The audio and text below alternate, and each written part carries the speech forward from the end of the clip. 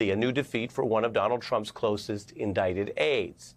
Today, a federal judge in Washington ruling Giuliani, Trump lawyer Rudy Giuliani, defamed two Georgia election workers with lies, with legally false claims. That's a legal determination.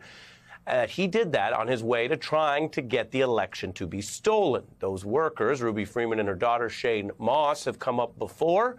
Indeed, if you follow this story closely or the Jan 6 committee's hearings, you may remember them by name or face. They were, of course, cleared of wrongdoing, although they were dragged through a lot.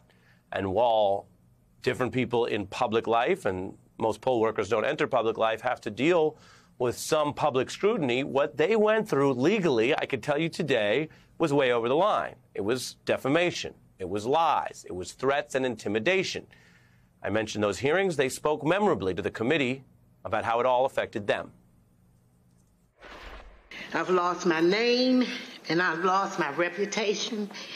I've lost my sense of security, all because a group of people, starting with number 45 and his ally, Rudy Giuliani, decided to scapegoat me. It's affecting my life in a major way, in every way. All because of lies. Now, how does justice work? Well, we've told you before, in the Dominion case about defamation and lies, and in other trials, there is more than one mechanism. So part of Giuliani's punishment is, among other penalties, he'll also be forced to pay their legal fees.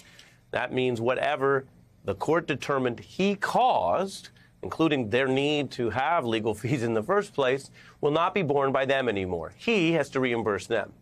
And that's not all. There will still be a civil trial to determine further damages, including what are called punitive damages. And that's not all. This is the top story because this matters. You may recall, during the Trump era or during 2020's post-Trump loss period, the question of, can you get away with this? Can you do this?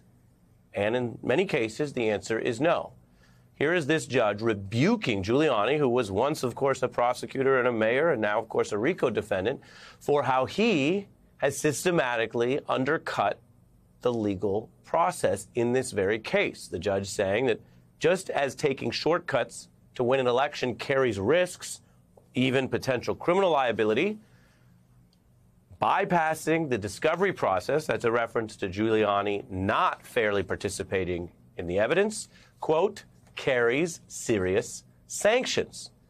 The judge continues. Giuliani has given only lip service to the compliance that is required by law.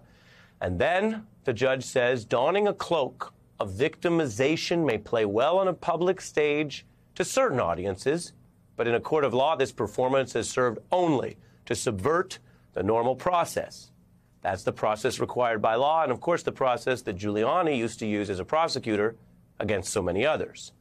Now, Mr. Giuliani had already admitted some of the lies here because under the legal pressure, that was one of his tactics to do what the judge is rebuking him for, which is trying to have it both ways, trying to get in and out of this case, trying not to turn over evidence that might be damaging to him.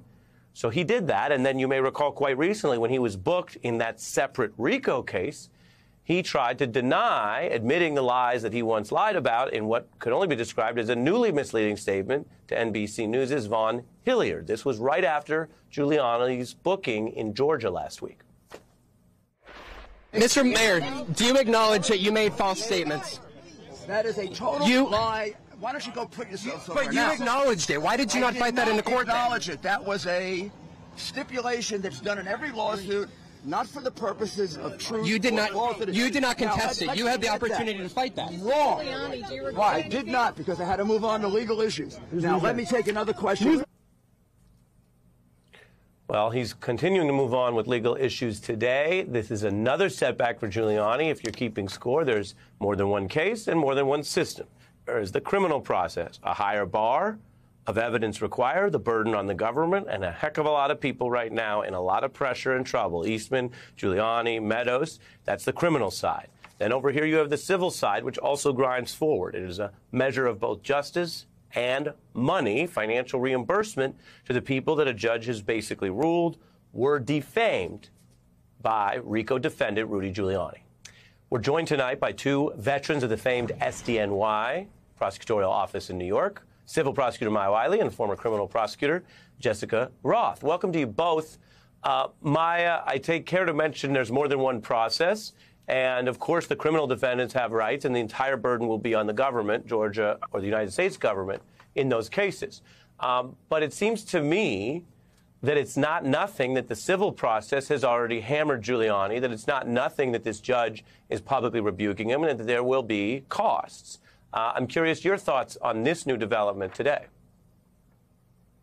Yeah, look, one of the things that's so important about this civil defamation case, number one, is that the defamation that Shaye Moss and Ruby Freeman have claimed is also showing up in the criminal indictment. So just in terms of the matter of facts at issue, it is some of the same facts. Now, the legal standard is higher, obviously, to find someone guilty of a crime than to win a defamation case. But the really disturbing thing about what we're seeing in this defamation case, in addition to the horrific impact on the lives of Ms. Freeman and Ms. Roth, is that Rudy Giuliani, a person who was not only an attorney, is someone who had achieved some of the highest positions in the profession, which is what being a U.S. attorney in the Southern District of New York represents, as well as being the mayor of the city of New York. And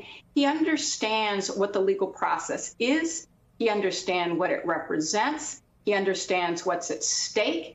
And he also had taken an oath at a certain point to uphold the Constitution. And every lawyer takes an oath to uphold the rule of law, to practice law. And what the judge is saying in this defamation case is not just that he's now subject to penalties that's going to cost him, I expect, a decent chunk of change.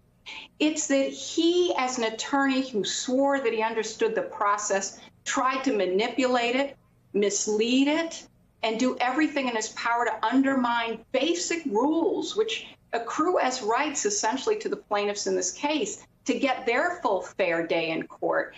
And he did everything to undermine that. And it's exactly the same kind of behavior that we're seeing that includes the shamelessness of some of the behaviors that we're seeing in the criminal indictments.